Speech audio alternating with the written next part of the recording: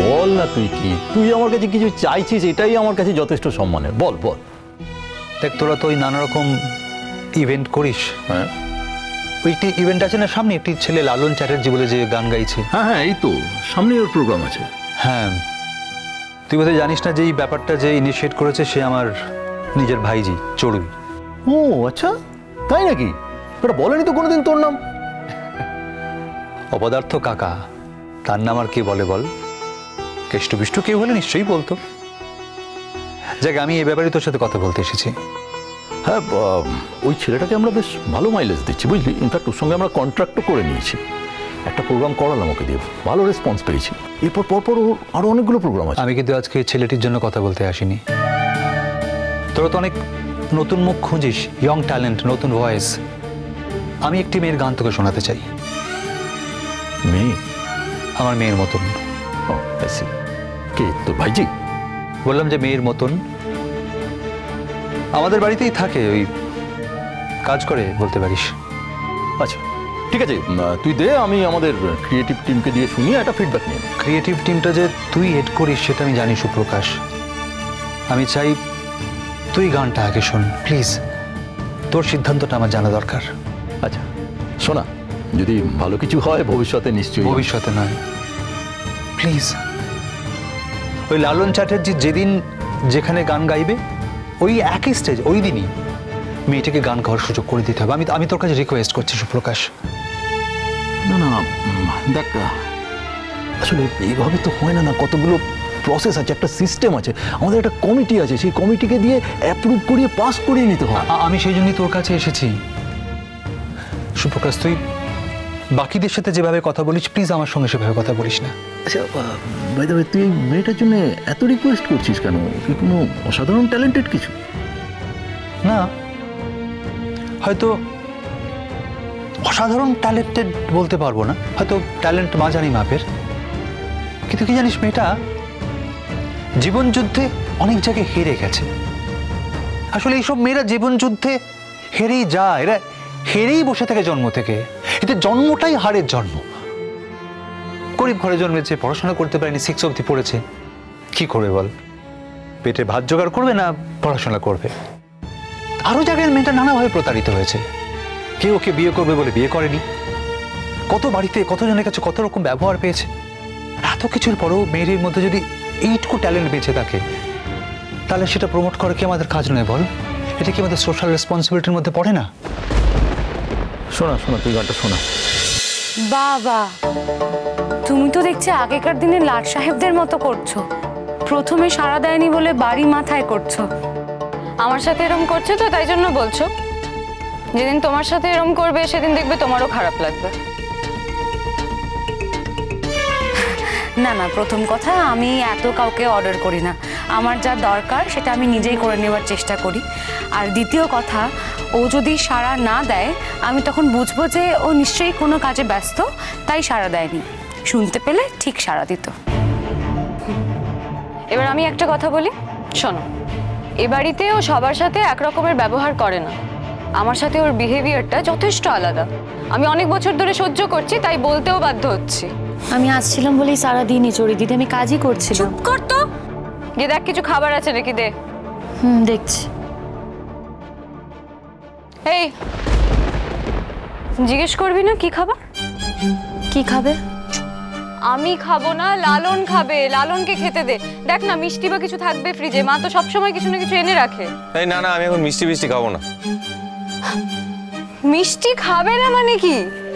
মিষ্টি তোমাকে খেতে হবে, আমি বলছি, তাহলে খাবে না? আর তাছাড়া সকালবেলা থেকে ওই রোদ্দুরে আমরা ঘুরে বেড়াচ্ছি, টায়ার্ড হয়ে গিয়েছি তো। আজকে তো দাদা ভাইয়ের গাড়িও ছিল না।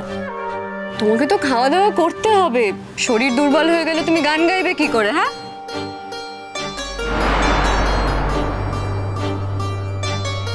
এই কি ব্যাপার তোর? হ্যাঁ, তোকে তো একটা কথা বললাম, তোর কানে কথা যাচ্ছে না? দেখলি খাবার আছে নাকি? আমি দেখছি, যদি মিষ্টি থাকে দিচ্ছি। যদি থাকে আবার কি? নিশ্চয়ই আছে। মা কোনোদিন ফ্রিজ খালি রাখে না, মিষ্টি টিষ্টি এনে রাখে। দেখ।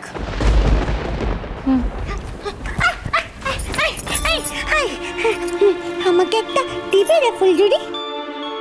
যদি থাকে আমি দিচ্ছি। না ফুলঝুরি, মিনিকে এখন একদম মিষ্টি দিবি না, একদম না। কেন দেবে না?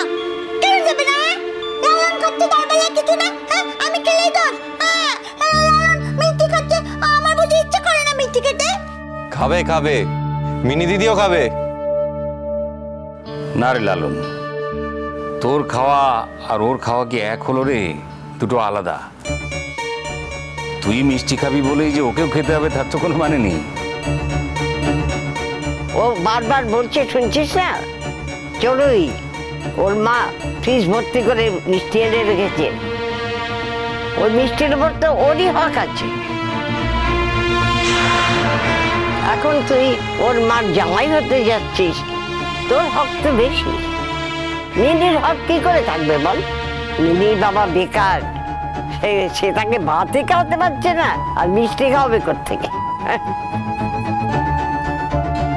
ওই মিষ্টি মিনি খাবে না। বাপরে বাপ, একটুকুনি মিষ্টি চেয়েছে বলে সবাই মিলে কেমন খোঁটা দিচ্ছে খালি। দেখো, ঠিক আছে, খাবো না আমি মিষ্টি, যাও, আমার বয়ে গেছে। লালন, তুমি মিষ্টি খাও, মিনি মিষ্টি খাওয়ার দরকার নেই গো, তুমিই খাও। এই কি হলো? তোকে তো দেখতে বললাম, দেখলি কি দেখিসনি? দিচ্ছি আমি, তুমি যাও, আমি ঠিক দিয়ে দেবো। ঠিক আছে, নিয়ে আয়।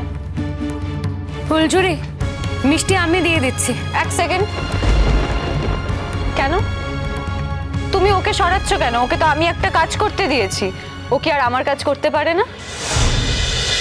তোমার কাজটা তো হওয়া নিয়ে কথা, কাজটা কে করছে সেটা তো বড় কথা নয়। অফকোর্স বড় কথা আমার কাছে। আমি তো ওকে কাজটা করতে বলেছি, তাহলে তুমি হাত দিচ্ছ কেন? যদি আমি হাত দিই তোমার আপত্তি আছে, নাকি আমি লালনকে মিষ্টি দিতে পারবো না? কোনটা বলো? কোনোটাই না, কিন্তু আমি যদি ফুলঝুরিকে একটা কাজ করতে বলি তাহলে সেই কাজটা ওর করা উচিত। ছেড়ে দাও না কমলিনী, ফুলঝুরি দিয়ে দিক বরং, তুমি ছেড়ে দাও। কিন্তু বড় মা, ফুলঝুরি তো রান্নাঘরে আরো অন্য কাজ আছে। কি কাজ আছে? কাজ মানে ওই তো খুন্তি নাড়ানো আর বাসন মাজা, তার মধ্যে ওই তো বড় মা তো কি সব তরকারি টরকারি কেটে দিচ্ছে, তাহলে কি কাজই আর বাকি থাকলো? হ্যাঁ, ছেড়ে দাও বৌমনি, আমি দিচ্ছি।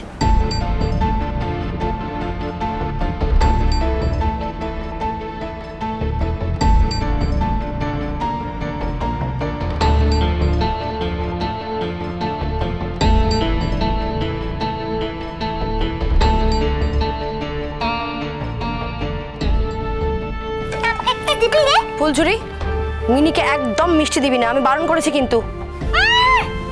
খাচ্ছে না, খাচ্ছে না, আমি মিষ্টি খাচ্ছে না। আর বলতে হবে না তোমাকে, ওকে শিখিয়ে দিচ্ছি। ফুলঝুরি, ওকে মিষ্টি দিস না, খাচ্ছে না। মিনি জানলা নাকি না? মিনি মোটেও খাচ্ছে না মিষ্টি। দাও এখান থেকে, দাও।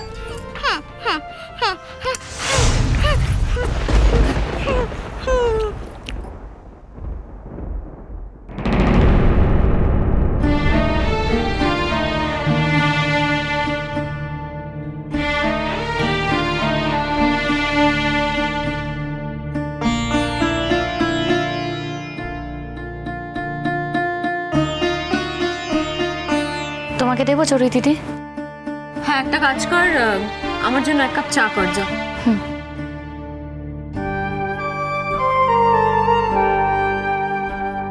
এই চড়ুই, এতগুলো মিষ্টি কিন্তু আমি খেতে পারবো না। খেতে হবে না, আমি শেয়ার করব তোমার সাথে। তোমার অসুবিধা আছে কোনো? নিশ্চয়ই নেই। আচ্ছা শোনো, এই মিষ্টিগুলো খুব ভালো, বুঝলে? দাঁড়াও, আমি তোমাকে খাইয়ে দিচ্ছি। এই নাও, হাঁ করো, করো না।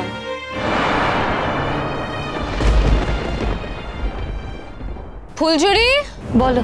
লালনের জুতো থেকে ওর মোজাটা বার করে একটু কেচে শুকিয়ে দে। হ্যাঁ, যা। ও এবার এ বাড়ির হবু জামাই, তাই আমাদের বাড়ির সবার যা যা কাজ ফুলঝুরি করে থাকে সেই সব কাজ লালনের জন্য ওকে এবার থেকে করতে হবে। ধুলো কণা